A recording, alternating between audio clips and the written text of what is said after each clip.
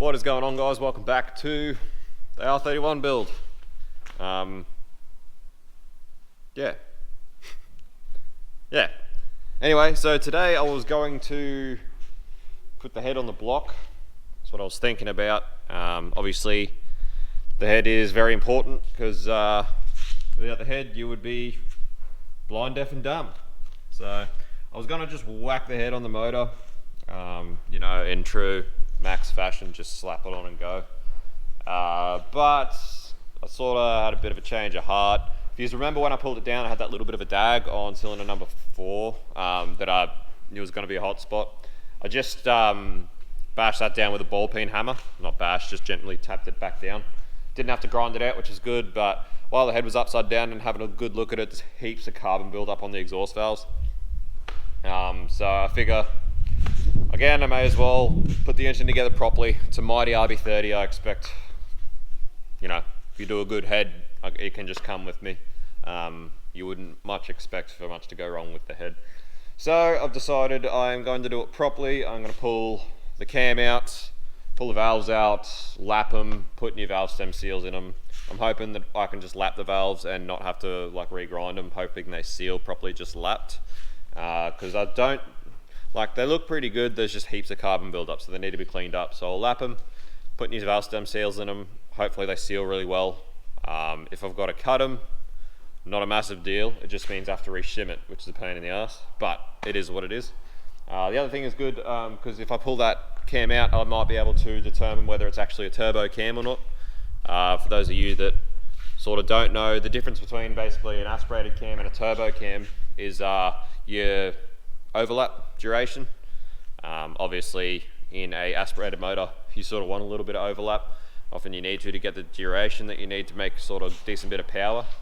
But with boosted engines, unless you have a perfect pressure ratio across the head of 1:1 on your exhaust and intake, what you'll find is if you have overlap duration that's too long, you'll just blow boost straight out the exhaust, which is bad. So that's pretty much the difference. Obviously that's where twin cams come in handy, because obviously you can get adjustable cam gears and you can adjust your overlap that way. And that's actually one of the reasons LSs are so good for boost straight out of the box, is because the factory LS1 cams actually have a really good overlap duration for boost. So that's pretty much the difference. Not detrimental, and if you can actually get your pressure, when you're building a really, really high powered boosted engine, if you can get your pressure ratio across the head as 1:1, you can get away with having some overlap duration, because if your pressure's equal, it's not going to keep blowing boost out the exhaust. But anyway, that's just a quick lesson in cams for you. But hopefully that's a turbo cam, that'll be good for me. But anyway, I'll be able to check that next episode now, so I'm not going to bother doing what I was going to do today, because I don't have time to do the valves today and do that today, so I'm going to wait and do that probably next weekend. But I have been busy getting some goodies for the Skyline. Firstly, obviously, here's my brake cleaner because I'm going through it like nuts. I bought some Wrinkle Black, so I'm going to have to hit up Liam for some bloody painting lessons on how to get a good finish on Wrinkle Black.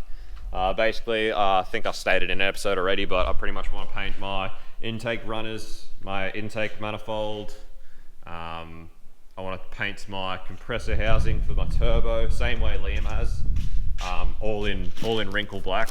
This is exhaust wrap, so I'm going to wrap everything as well. When I get my manifold, I'll weld it up and wrap it and hope that it doesn't crack again. So yeah, compressor, housing, Wrinkle Black, and yeah, Wrinkle Black runners, everything. I'm going to run my chrome cover. I'll polish it up a bit better, my polished cover. So hopefully that'll all look really nice in there. Liam's looks awesome with a Wrinkle Black cover. I don't want to Wrinkle Black my cover because that polished one's actually the only Nissan one I got, I think. And I don't want to Wrinkle Black my polished one. So I got that. I got this. This is a strut brace.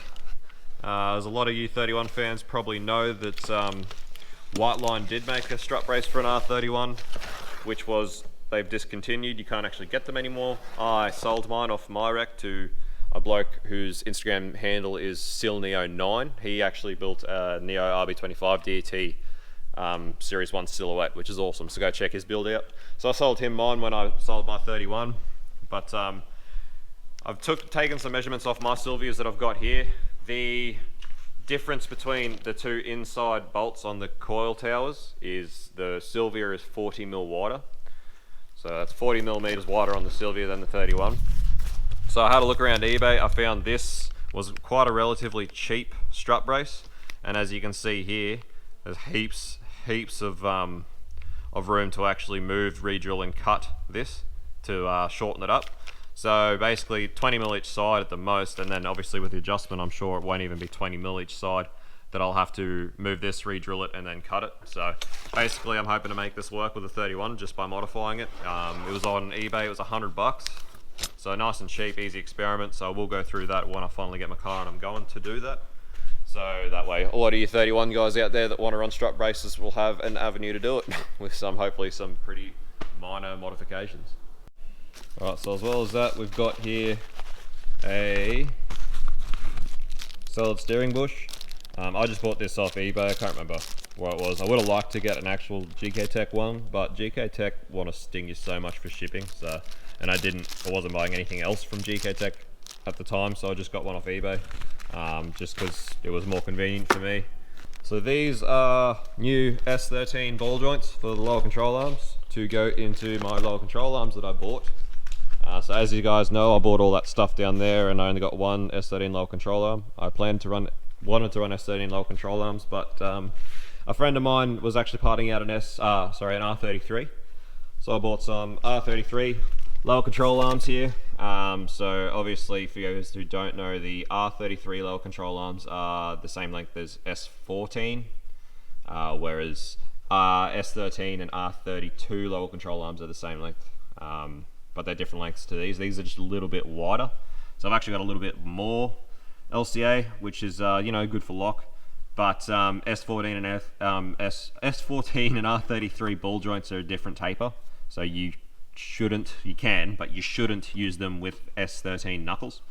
But where they press into the lower control arm is still, I think, 41mm, which is the same as a S13 ball joint. So you can just press S13 ball joints into them. And then run your S13 knuckles. So that's pretty much what I plan to do, and then pretty much I'm tossing up whether to try and run an S13 front sway bar if I can fit it with the RB, in which case I'll probably just I don't know if these will work, or I'll just re-drill holes for the sway bar, but again that's just going to be another thing that we'll have to deal with when we get there. So got some of them for the knuckles, so that means I've got pretty much my full front end now, because I've got my lower control arms, I've got my knuckles, ball joints, and I've got my brakes. So that's pretty much my whole front end sorted. The only thing I might have trouble with is caster rods. Might have to try and, well, I think I've told you guys I want to try and adapt S13 caster rod brackets to the front of the R31. Alternatively, RB Factory, if you watch these videos and you want to help out with some of your products, I would be like super stoked. But I might even actually just buy some. RB Factory actually makes R31 to S13 caster brackets that come with curved adjustable caster rods, and they're a really good price, so I might end up just buying some of them if I can. What else I got here? This is just a generic pack of crush washers. Good dandy to have in the shed. This is my turbo beanie for my turbo, which I purchased off the eBay also. So yeah, a few little goodies. It's a nice dark one, which sort of suits the theme of wrinkle black, which is cool. So that's pretty much all I've got to report about 31 at the moment. So yeah, I'll do that head probably next weekend. So there'll be content coming of that very soon. But hopefully between now and then, now that the Falcon is somewhat sorted, or temporarily sorted, I should be able to go pick up my Skyline. So that's exciting. So I'll be talking to Luke. There's a few other things. There's still some more like little things I need to buy, but Luke keeps on telling me not to go buying all this stuff yet, because he's got just like a box of stuff that he didn't end up using off mine. And he seems to think there's going to be a lot of stuff in there that I want to use. So he keeps itching at me not to go buying heaps of stuff yet, because there's probably going to be heaps there that I can still use. So, but anyway, that's awesome. That's pretty much rear end sorted now, front end sorted, motors pretty much sorted. Oh, I've got to go get my flywheel. I'm going to take my flywheel down to the coast this weekend. I've got a mate, Cody, who works somewhere in Caloundra. that is going to machine my flywheel for me for cheap, so that's awesome. So I've got to take my flywheel with me, get that machined. Gearbox is there. I've got to grab the shifter off Adam. So pretty much the only thing I have left that I need to do, I still need to sort out my steering rack and sort out rack ends and tie rod ends, which again is one of those things I pretty much have to wait, because I'm using R33 LCAs, I pretty much have to wait until it's in the car and see what size tie rod ends I'm going to need. And pretty much a tail shaft. I'm still not sure if that auto tail shaft's going to suit, so pretty much want to try and get, I wouldn't mind just trying to get a manual tail shaft if I can find one cheap, but see how we go. See what happens. But yeah, coming along here pretty well, loving it. I've also pretty much decided from this point the 31's going to be referred to as just the bargain bin. And I'm going to dub this marvellous creation the Franken bin. Obviously, as you know, bin motor, but it was a bit of a Frankenstein with all the other stuff. So Franken bin in the bargain bin with all the cheapest, dirtiest parts. Yeah, I'm very open to anyone who may want to help out that has companies that make better products. But you know, it's a tough time. But I really want to get the Crusader done too. So.